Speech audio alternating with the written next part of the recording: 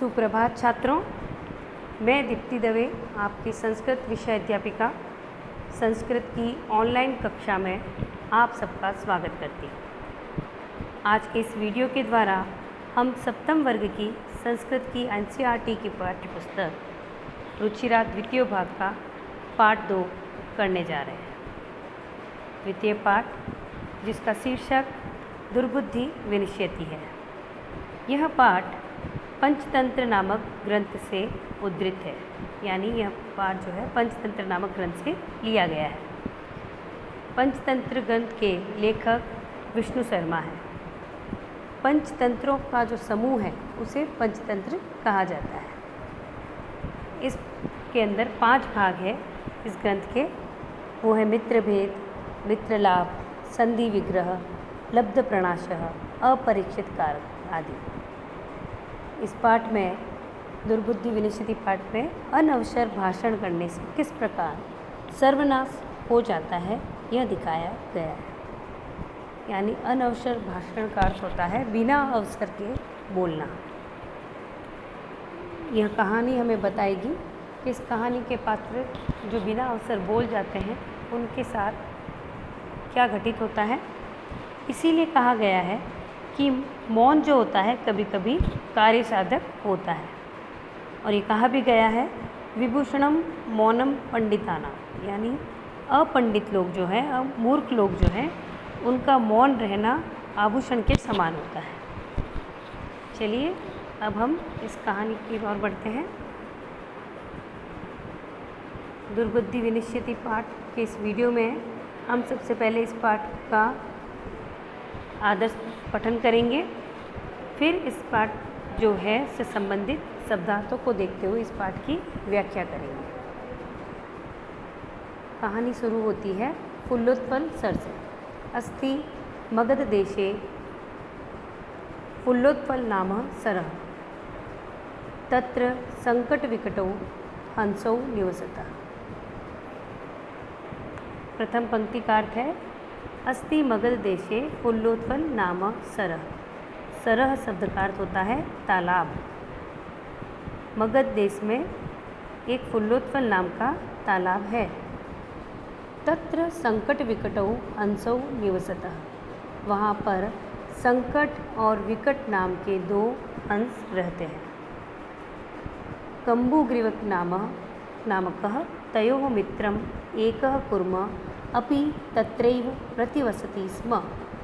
वहाँ पर कम्बुग्रीव नाम का एक उनका मित्र भी जो कछुआ है, एकः कुर्म एक कछुआ, अपि यानी भी, तत्रैव प्रतिवसति स्म। तत्रैव शब्द जो है 2 अव्ययों से मिलके बना है, तत्र और एव। तो यहाँ पर इस पंक्ति के अंदर हमें अनेकानेक अव्यय भी दिखाई दे रहे हैं। कम्बुग्रीव नाम का उनका एक मित्र जो कछुआ है, अपि भी, तत्र वहाँ, एव ही, प्रतिवसति स्म रहता था। अथ एकदा धीवरा तत्र आगच्छ। एक बार धीवर, अथ शब्द जो है यहाँ यानी इति। अथ एकदा धीवरा तत्र आगच्छ। एक बार वहाँ पर कुछ मछुआरे वहाँ आए। ते अकथयन, उन्होंने कहा, वयम, वयम यानी हम सब, श्वः यानी आने वाला कल, ठीक है, यानी टुमारो इंग्लिश में जिसे कहेंगे, मत्स्य कुर्मादीन मारयिष्यामः, हम मछली और कछुआ आदि को मारेंगे। उन्होंने कहा, यहाँ पे देखिए पहले तो जो उन्होंने कहा जो है लंग लकार में क्रिया आई है, और मारिष्यामा ये लृट लकार में यहाँ पे क्रिया आई है।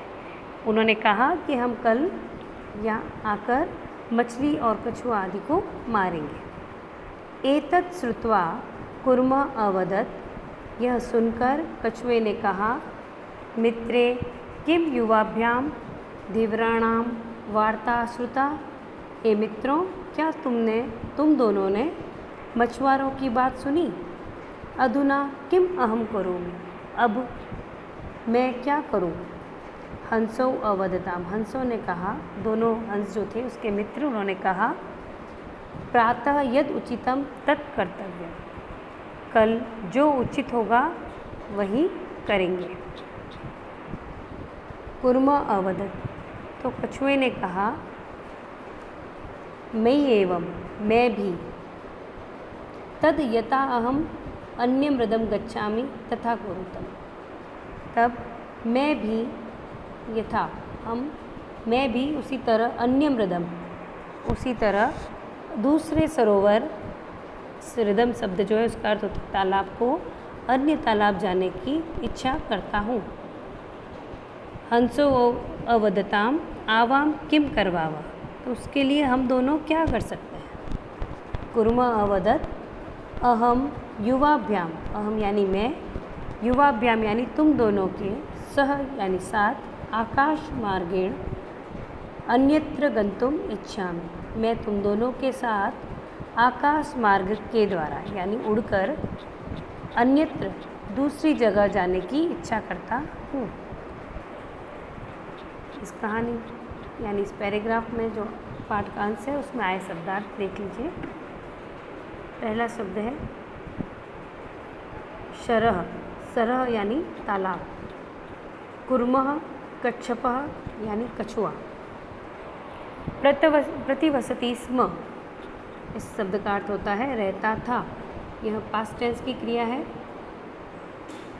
धिवराः यानी मछुआरे, मत्स्य कुर्मादीन, इस शब्द में दो संज्ञा शब्द आए हैं। मत्स्य यानी मछली, कुर्म यानी अभी मैंने बताया था आपको कछुआ, कुर्मादीनी आदि यानी आदि को। आइए कहानी आगे बढ़ाते हैं। हंसौ अवदताम, दोनों हंसों ने क्या कहा। अत्र कः उपाय, हंसों ने कहा यहाँ क्या उपाय है। कच्छपः वदति, कछुए ने कहा, क्योंकि हंसों को जानना था वो उसको कैसे लेकर जाएंगे, क्योंकि कछुए की इच्छा थी कि वह भी हंसों के साथ दूसरे सरोवर जाए, तो हंसों ने उससे उपाय पूछा इसके लिए क्या किया जाए। कच्छपः वदति, कछुए ने कहा, युवाम काष्ठदंडम एकम चंचवा धारयताम, यानी तुम जो है अपने चोंच में एक लकड़ी के टुकड़े को धारण करो। अहम काष्ठदंड मध्ये अवलंब्य, मैं तुम्हारे उस जो काठ की लकड़ी तुम लोगों ने धारण कर रखी है, अहम काष्ठदंड मध्य, उस लकड़ी के टुकड़े पर अवलंब्य यानी लटक कर, युवयोः पक्षबलेन सुखेन गमिष्यामि, मैं तुम दोनों के पंखों के बल से सुख से चला जाऊंगा।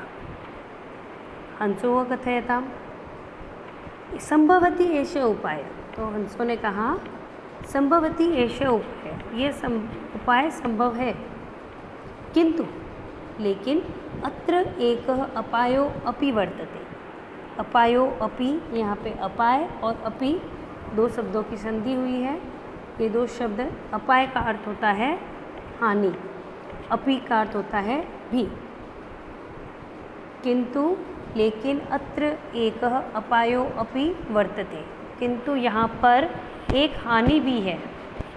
क्या हानि है, आगे की पंक्ति पढ़ते हैं। आवाभ्याम नियमानं त्वम् आवलोक्य जनाः किंचिद वदिष्यन्ति एव, आवाभ्याम यानी हम दोनों को, नियमानम ले जाते हुए, त्वम अवलोक्य, त्वाम अवलोक्य यानी तुमको, अवलोक्य यहाँ पे दो शब्द हैं, अवलोक्य यानी देख कर, जनाः किंचित, जना यानी लोग, किंचित कुछ, वदिष्यन्ति एव यानी हम दोनों को तुम्हें ले जाते हुए देख कर लोग कुछ कहेंगे, है ना, लोग कुछ कहेंगे ही, एव यानी कुछ तो कहेंगे ही। इस तरह से अगर कोई अपरिचित चीज़ होती है तो कौतूहल का विषय तो बनती है, क्योंकि कभी कछुआ जो है आकाश में नहीं उड़ता, तो आकाश में जब कछुआ उड़ेगा तो लोग कुछ न कुछ तो कहेंगे ही। यदि त्वम उत्तरम दास्यसि तदा तव मरणम निश्चितम, अगली पंक्ति पढ़िए। यदि त्वम उत्तरम दास्यसि तदा तव मरणम निश्चितम, यदि तुमने उत्तर दिया तब तुम्हारा मरण यानी तुम्हारी मृत्यु निश्चित है। अतः त्वम अत्रैव वस, इसलिए तुम यहीं पर रहो।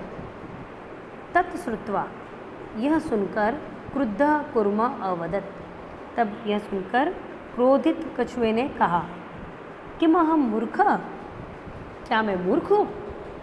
उत्तरम न दास्यामि, मैं उत्तर नहीं दूंगा। किंचिदपि न वदिष्यामि, कुछ भी नहीं कहूँगा। अतः अहम यथा वदामि तथा युवाम कुरुत, अतः इसलिए उसने कहा अपनी बताई बात कि मैं कोई मूर्ख हूँ, मैं उत्तर नहीं दूंगा, कुछ भी नहीं बोलूँगा। अतः अहम यथा वदामि तथा युवाभ्याम कुरुत, इसलिए मैं जैसा कह रहा हूँ वैसा तुम दोनों करो। यहाँ पे देखिए मछुआरे इस चित्र में दिखाए गए हैं। ये इस तालाब के किनारे आए हैं, यहाँ पे दो हंस हैं और कछुआ जो है वह अपनी जान बचाने के लिए उपाय सोच रहा है। इस कहानी के अंदर, इस कहानी का जो पैराग्राफ है इसके अंदर आए सब शब्दार्थ देख लेते हैं। पहला शब्द है मारयिष्यामः, यानी मारेंगे। मई एवं, मैंने बताया आपको ये शब्द जो है दो शब्दों से मिलके बना है, दो शब्दांशों से।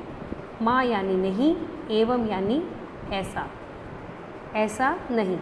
हृदम यानी तालाब। इस कहानी के अंदर आपको तालाब के दो पर्यायवाची शब्द दिखाई दे रहे हैं, सरह यानी तालाब और रिदम, रिदम यानी सरह और तालाब जो है ये रिदम, ये दोनों ही तालाब के पर्यायवाची। धारयताम यानी धारण करें। पक्ष बलेन यानी पंखों के बल से। अपायः यानी हानि। नियमानम ले जाते हुए। अवलोक्य यानी देखकर। लंबमानम यानी लटकते हुए। अब कहानी जो है, कहानी के अंत की ओर बढ़ते हैं हम लोग। यहाँ देखिए आपको चित्र में ही दिखाई दे रहा होगा कि दो हंसों ने एक काष्ठदंड को पकड़ रखा है और उसमें एक कछुआ लटक रहा है जिसे कुछ ग्वाले देख रहे हैं।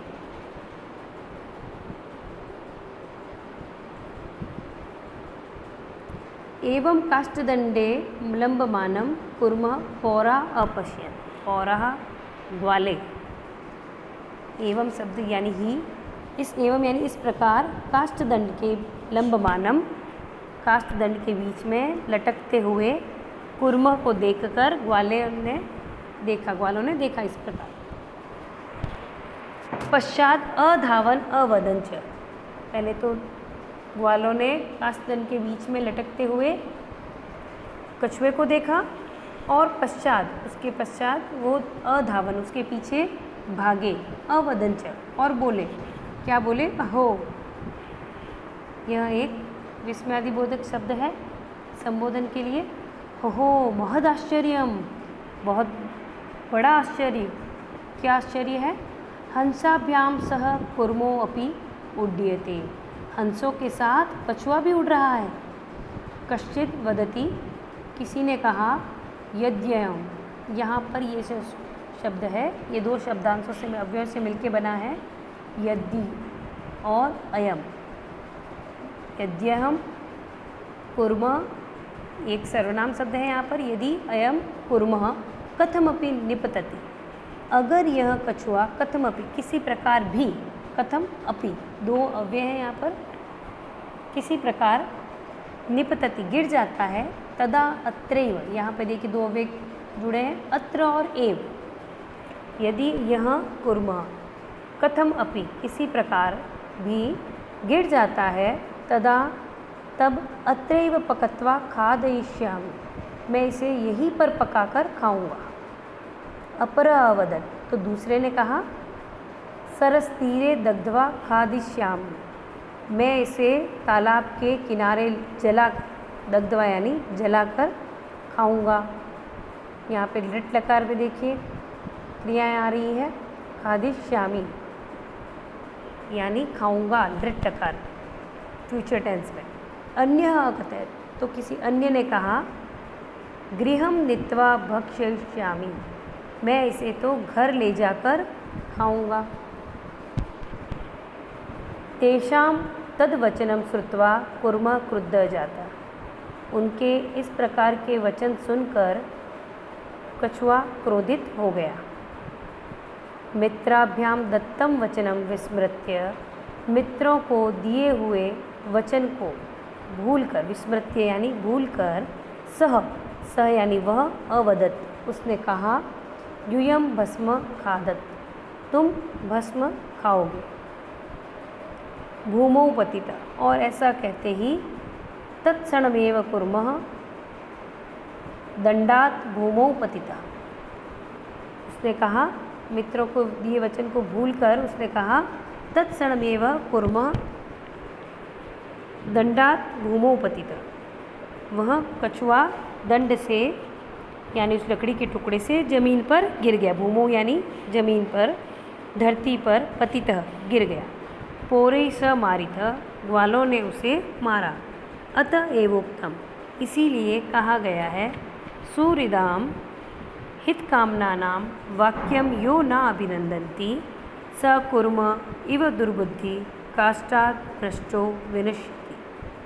यानी सुहृदम यानी मित्रों के, हित कामना नाम यानी कल्याण की इच्छा रखने वाले वाक्यों को, वचनों को, यो यानी जो, न अभिनंदन्ति जो प्रसन्नतापूर्वक स्वीकार नहीं करता है, स कुर्म इव दुर्बुद्धि वह दुर्बुद्धि वाला व्यक्ति कछुए के समान लकड़ी से गिरकर भ्रष्ट हो जाता है यानी विनाश को प्राप्त करता है।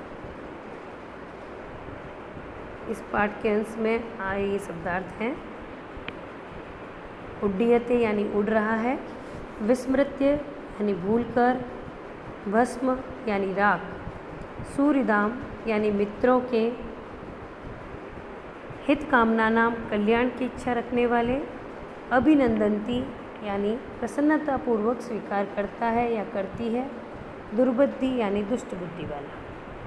तो हमने इस कहानी में देखा कि किस प्रकार जो है दुर्बुद्धि रखने वाला जो कछुआ था वह अनअवसर पर यानी जहाँ अवसर नहीं था वहाँ पर भी भाषण करके यानी बोलकर अपनी जान गंवा बैठता है। अगर हमें भी कोई मित्र या आपके परिवारजन आपको कोई अच्छी बात बताते हैं या जो आपके कल्याण की कामना करते हैं, वो अगर आपको कोई बात कहते हैं तो हमें उससे प्रसन्नतापूर्वक स्वीकार करना चाहिए। ऐसा नहीं कि हम उसके अंदर जो है अपनी अपाय देखें, अपनी हानि देखें। वो प्रायः ही हमारे लाभ के लिए होती है और हमें उसका मानना चाहिए, उसे स्वीकार करना चाहिए। नहीं तो हमने इस कहानी में देखा है कि जो कछुआ है उसने अपने मित्रों को जो वचन दिया था कि वह नहीं बोलेगा, वह भूलकर जैसे ही बोलना प्रारंभ करता है उसी समय भूमि पर गिर पड़ता है और मृत्यु को प्राप्त हो जाता है। अगर वह नहीं बोलता तो कहानी का अंत कुछ अलग होता है। आशा है आपको यह कहानी अच्छी लगी होगी और यह वीडियो आपको यह पाठ समझने में सहयोगी साबित होगा। धन्यवाद।